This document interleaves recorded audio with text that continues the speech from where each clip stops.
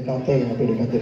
Eh, hari ini saya mewakili Kang Iwan Muri. Beliau menyampaikan permohonan maaf kepada semuanya bahwa pada hari ini tidak bisa hadir dikarenakan anaknya sedang sakit. Mohon doa dari semuanya, semoga anaknya disembuhkan secepat-cepatnya. Amin.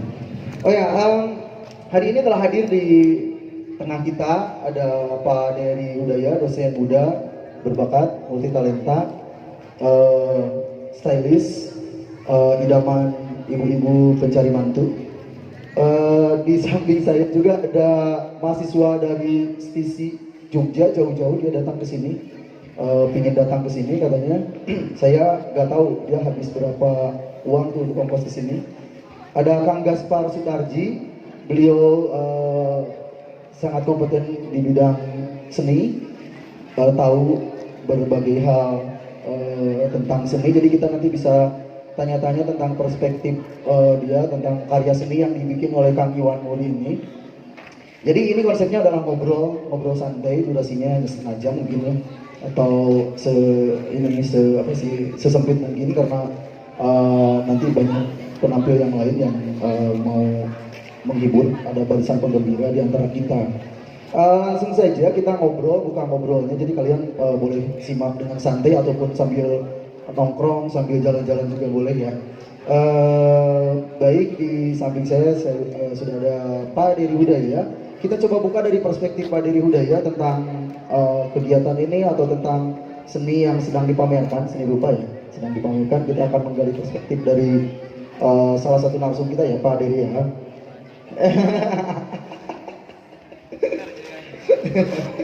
Silakan. Halo, assalamualaikum warahmatullahi wabarakatuh. Jadi langsung ngomong. Acara ini keren sekali ya.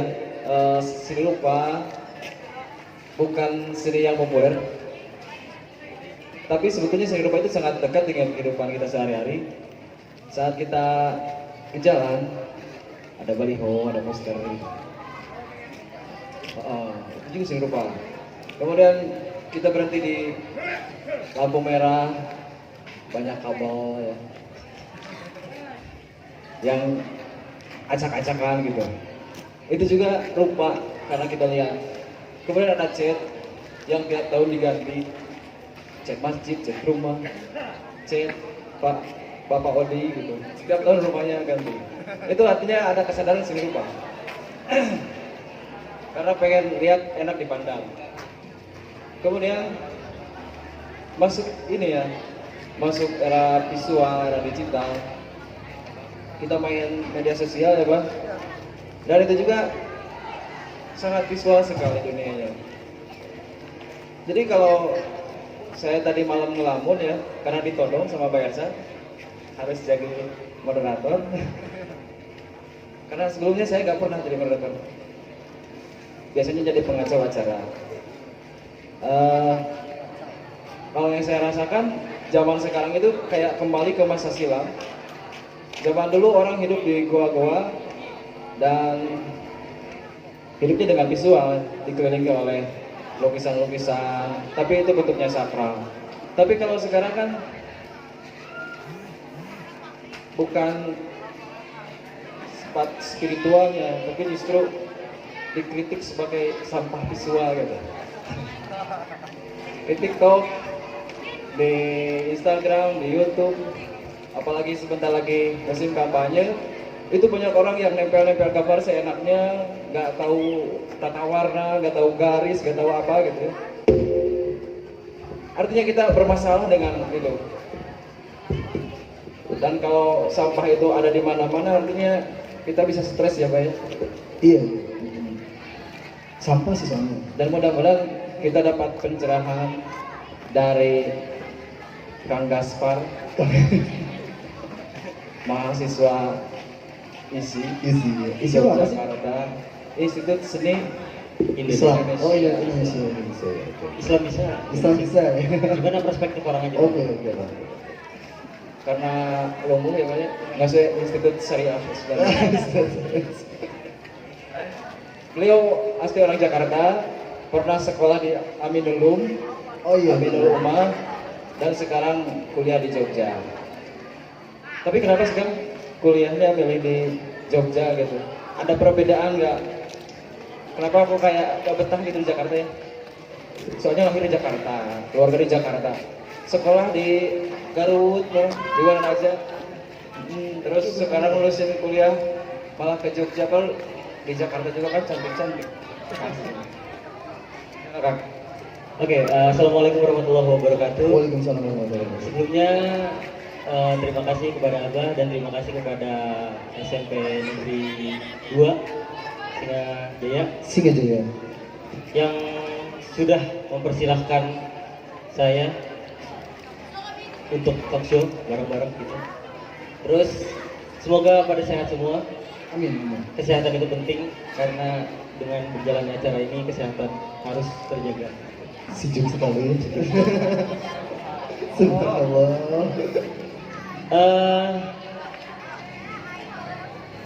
Kenapa isi Jogja? Kenapa Yogyakarta? Karena kenapa ya? Emang dari dulu, dari lahir ya, karena dari lahir itu di Jakarta, dan waktu itu sempat ada kejadian di mana kayak banyak kejadian Jakarta yang sangat amat bisa dibilang hiruk pikuk hiruk pikuk kota yang sangat nggak nyantai gitu, sangat tidak santai gitu. Akhirnya sempat juga di Aminul Rumah juga kan, di Aminul Rumah, terus istilahnya sudah terbentuk dari Aminul Rumah itu jarak jauh gitu, sudah dari jarak jauh gitu. Dan juga setelah dipikir-pikir mencari ilmu mah di mana aja bisa lah ya gitu kan, di mana aja bisa mencari ilmu gitu. Dan entah kenapa pernah punya mimpi, punya cita-cita gitu. Jogja itu tuh terkenal yang sangat amat santai gitu. Sehingga orangnya bisa dibilang nggak bisa yang gerasa kerusuk kayak Jakarta macet mahal gitu. Tapi beda sama Jogja gitu. Jogja tuh benar-benar tertata rapi dari hal kecil lah, dari hal kecil dimana kayak lampu merah sangat tertata gitu kan. Terus orang-orang pada yang pelan itu tuh benar-benar ketika ingin jalan pelan tuh mereka di kiri gitu. Itu kan hal-hal kecil ya, sepele gitu. Tapi mereka bisa sangat rapih menata itu gitu. Itu sih untuk Yogyakarta sendiri. Ini punya perasaan yang sama kan dengan kita. Kalau kita kan tinggal di kampung ya Pak ya. Iya. Lahir di kampung, sekarang juga masih di sini. Pas datang ke Jakarta itu rasanya kita kayak semut gitu. Jadi kehilangan rasa kemanusiaan gitu. Bangunan gede-gede gitu ya. Semrawut lah. Mobilnya juga gede-gede, orangnya juga gede gitu. Itu kan bahkan ketemu di lift gitu ya, orangnya langsung balik kanan gitu. Itu kan langsung wah, gak enak kan, gak enak dilihat gitu. Apakah punya perasaan yang sama kayak gitu gak? Sama saya dengan Mbak Elsa. Dulu bahkan Mbak Elsa kalau ke Jakarta harus diantar. Sampai hari ini saya kalau di Jakarta tuh merasa jadi monyet. Jadi kayak bingung gitu, di Jakarta tuh serba bingung di kota besar. Nah mudah-mudahan kita kan, jadi kita ngobrol soal pendidikan. Kadang-kadang dalam dunia pendidikan juga sama saya seperti berada di Jakarta ya, di arus modern seperti ini. Entah jadi semut atau jadi monyet gitu kan. Kadang jadi semut lihat bangunan pendidikan yang sensi gitu. Kurikulum berganti tiap tahun, tiap berapa tahun sekali kan megah-megah tuh. Atau kadang merasa menjadi monyet karena serba bingung gitu. Nah, belajar hari ini kita mencoba menghadirkan berbagai sisi yang menawarkan gitu. Menawarkan pendidikan dengan beragam, ada SMK, ada SMA, ada SMAI gitu. Ada akang dari kampus, ada pak dosen gitu. Ada ruang pentas seni, ada seni rupa gitu. Artinya ya entahlah kita akan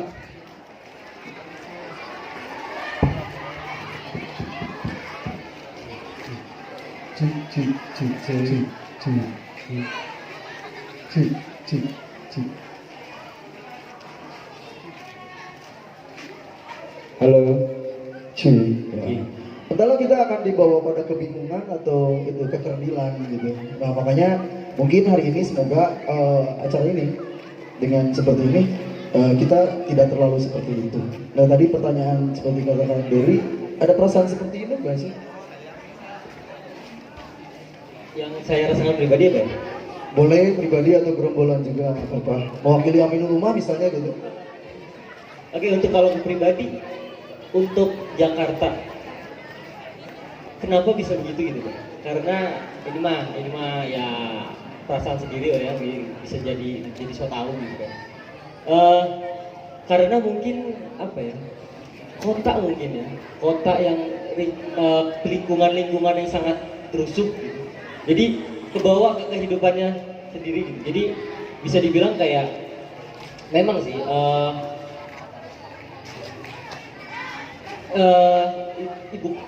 Jakarta itu terkenal yang sangat amat banyak gedung, banyak banyak kerja macet salah satunya gitu kan.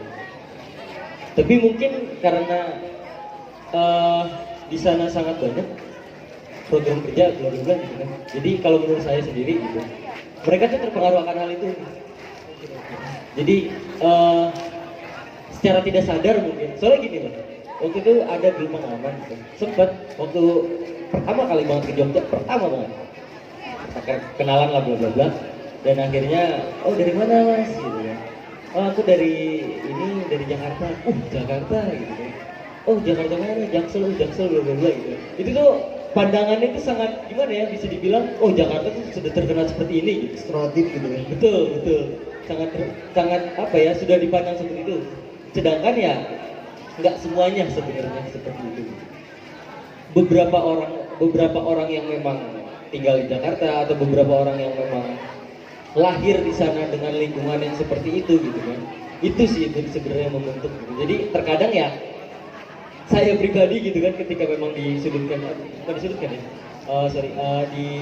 dianggap seperti itu gitu kan, kayak itu Jakarta tuh sebenarnya kenapa sih gitu kan, ada apa di Jakarta gitu kan. Sebenarnya mah ya memang gara-gara itu teh gitu kan, gara-gara itu gitu sih. Jadi mungkin tidak semuanya seperti itu gitu, tapi ada hal gimana yang memang lingkungan di sananya mungkin. Nah, karena kebetulan Mas Gaspar ini adalah mahasiswa ini ya, semester berapa sih kan? Sekarang semester 6. Semester 6. Ada rencana cepet atau lama kuliahnya?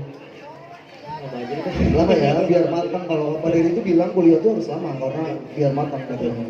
Jadi itu kan belajar ini ya, belajar seni rupa juga. Seni rupa kan? Tentang apa? Dia lebih sebenarnya isi Jogja itu banyak sih, tidak seni rupa doang, tapi berbagai macam seni ada gitu. Jadi Institut Seni Indonesia kan kebetulan aku saya jurusan foto ya, foto. Kebanyakan orang kayak foto macam-macam doang gitu, tapi sebenarnya itu tuh bisa dijadikan seni gitu. Jadi tidak hanya seni rupa, tapi mungkin dasarnya kali ya, seni rupa itu dasar dari semuanya gitu. Karena di sana itu perfilman juga ada, fotografi juga ada, animasi pun juga ada gitu kan, tari gitu-gitu itu ada. Jadi mungkin bisa dibilang seni ini ada seni rupa juga. Kalau Akang sendiri tertarik dengan foto itu sejak kapan? Apakah sejak pandemi gitu, karena semua orang main Instagram, main TikTok? Apakah sebelumnya sudah juga masuk ke dunia foto? Sebenarnya kalau untuk foto sendiri, saya baru banget terjun ke dunia foto itu pas pengen masuk kuliah, pas banget pengen masuk kuliah. Karena dari keluarga sih, dari om, ada dari mana, dari kakak juga sempat hobi lah. Fotografer. Dari foto dari kakak juga, terus om juga, jadi sempat mikir juga kan. Sebenarnya nih masuk fotografi itu kebetulan kan, benar-benar kebetulan, dimana yang dulu tuh mikir kayak, aduh ini potensi saya di mana ya? Padahal turunan gitu. Turunan, tapi kayak mikirnya matematika juga nggak bisa gitu kan, semuanya nggak bisa. Saya merasa seperti itu Bang. Mulai menarik nih. Jadi ternyata dalam seni visual itu ada erat kaitannya dengan ini ya, dengan matematik juga ya, dengan matematis. Betul. Oke. Ya, karena bisa dibilang foto itu kan orang mah biasa bilang mah pemotretan doang gitu kan, cuma potret-potret doang. Sebenarnya itu tuh ada beberapa hitungan jarak, terus juga cahaya, cuaca, gitu-gitu tuh sangat berpengaruh gitu. Iya. Jadi kemana-mana harus bawa kalkulator. Bisa Atau di jengkalan lah minimal. kenalan, bener, bisa. Atau di ini pakai nafas, Iya. mata angin, bla bla bla. Tapi sebenarnya kalau lihat-lihat fenomena sekarang ya, anak-anak kan pada tiktokan tuh yang di belakang Mas Gasper itu kan tukang ini, dia ini apa sih kayak hamba tiktokers gitu kan, hamba Instagram gitu. Nah sebenarnya tanpa mereka kan nggak sadar bahwa seni fotografi itu sangat matematis bisa gitu. Tapi sebenarnya dalam prakteknya mereka kan pemilih juga punya perspektif yang menurut saya sebenarnya matematis juga sebenarnya tanpa harus disebutin. Misal kayak dia bisa scroll yang menurut dia nggak menarik gitu. Dia punya kadar atau nalar pilihannya sendiri gitu kalau melihat sebuah visual. Kalau saya kadang melihat kayak gini nih, saya kan bukan fotografer ya, nggak terlalu punya kemampuan fotografi yang bagus karena mata saya jelek. Nah kalau saya melihat kayak gini nih suasana, ada bazar, orang lalu lalang, kemudian di sana ada guru-guru gitu yang sibuk dengan alam pikirnya sendiri gitu ya. Ada Pak Dewi dengan kacamata hitamnya seperti selebritas gitu ya. Ditahan sih, nggak akan ngerti mereka. Ya terus ada Kang Gaspar yang tadi dia ngomongin Jogja itu karena ini ya tertata gitu ya, kelihatan banget secara visual gitu kan, rambutnya tertata gitu, terus kayak habis salonan gitu kan, kayak dipikirin simetris gitu kan. Kalau di matematika kan kenapa ujung sebelah sini ke sini, sebelah sini ke sini, tapi ada yang mulawitnya ke sebelah sini gitu misalnya, terus kacamatanya presisi sebelah sini sampai sebelah sini, senyumnya antara kalau lebar kan sama ya antara jarak sebelah kiri sama sebelah kanan gitu, kadar manisnya terpusat misalnya. Bahkan kalau Apa sih ini? kalau saya lihat mah nggak cocok jadi fotografer. Nggak cocok jadi fotografer, Paling jadi model. jadi model. Makanya saya pakai kacamata hitam itu karena semalam nyoba ngobrol, Oke. ngobrolin atau mata nyoba. Macam gitu. Oh iya, Gaspar itu kelihatan lebih estetik kalau pakai kacamata hitam dia. Kalau saya lihat pakai kacamata hitam, jadi kelihatan seperti barudak well. Tapi penasaran gak sih ya? Kita kan di belakang kita tuh ada ini ya, ada lukisan-lukisan seperti ini nih. Ada lukisan-lukisan seperti ini, kebetulan pelukisnya gak ada ya sayang sekali. Tapi gak apa-apa, beliau sudah memberikan izin lukisannya kita bahas gitu ya. Sebenarnya saya bingung ngebahasnya karena saya bukan perupa. Kalau Kang Gaspar kan dia ngerti seni, Pak Dery juga dia budayawan, mungkin bisa sedikit dikupas ya. Ini ada lukisan waktu itu yang saya tahu gitu, sependek yang saya tahu, ini lukisan yang memecahkan rekor muri ya. Jadi lukisan terbanyak, terkecil, dan tercepat. Iya, jumlahnya 238 kalau nggak salah gitu, atau 250 gitu. Nah, dalam perspektif seorang mahasiswa seni gitu, dalam masa seni, ini kan tokoh-tokoh ya yang dilukisnya gitu. Tokoh-tokoh yang dilukisnya, dan menurut saya beragam loh. Ada tokoh dari berbagai latar belakang gitu, dan menurut saya itu kenapa jadi nyambung dengan tema pendidikan. Halo. Karena saya yakin gitu bahwa ada banyak kawan-kawan pelajar, bahkan saya sendiri mungkin yang tidak tahu sejarah dari tokoh yang ditulis ini. Ya mungkin nggak tahu itu siapa gitu, atau jangan-jangan tokohnya misalnya populer tapi gak terlalu ngeh gitu. Oh itu siapa misalnya, itu kayak ini siapa, Pak Jokowi misalnya. Oh itu ternyata Pak Jokowi. Oh itu ternyata siapa tuh yang kayak pakai kerudung. Oh ya Osama bin Laden gitu. Osama bin Laden dalam perspektif sebelah pihak seperti A, misalnya perspektif pihak lain seperti B. Nah ini penting gak sih sebagai sebuah pendidikan gitu? Ada keterkaitan gak sih sebenarnya buat anak-anak seusia SMP, SMA gitu, bahkan guru-gurunya gitu? Pertanyaan bukan sih itu. Anggap saja pertanyaan. Gimana ya? Sangat. Oh ya, sebelumnya yang terhormat kepada seniman Iwan Muri yang belum bisa hadir. Semoga anaknya bisa cepat sembuh, lekas pulih. Amin, amin. Dan yang bisa hadir hanya karyanya saja di sini. Untuk gimana tadi pertanyaannya, Abang? Ini satu-satu aja ya, ini terlalu kompleks mungkin. Kira-kira seni rupa ada kaitannya nggak langsung dengan pendidikan gitu? Sangat ada. Kalau menurut saya, kalau menurut perspektif saya itu sangat ada karena ya balik lagi gitu. Namanya seni itu kan ada ya di setiap kehidupan kita gitu. Dan itu juga bagaimana orang tersebut yang melihatnya gitu. Apakah itu bisa diambil sebagai ilmu atau memang sebagai pengalaman atau mungkin sebagai pembelajaran pribadi gitu. Dan wah, kalau untuk lukisan, namanya lukisan ya, kalau menurut saya sendiri kayak kita bebas gitu sebenarnya.